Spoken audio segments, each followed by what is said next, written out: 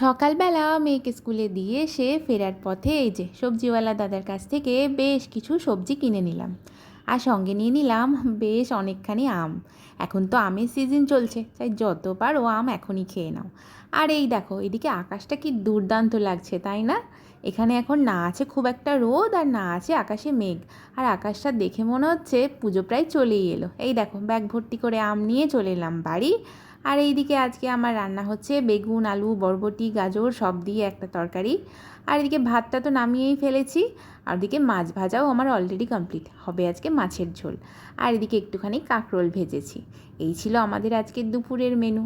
আর এদিকে সন্ধেবেলা আজকে মেয়ের ছিল একটা আবৃত্তির প্রোগ্রাম। আর সেইখানেই সবাই মিলে গিয়েছিলাম। এই দেখো এখানে সবাই এখন রেডি হচ্ছে, ওদের প্রোগ্রাম এক্ষুনি শুরু হবে।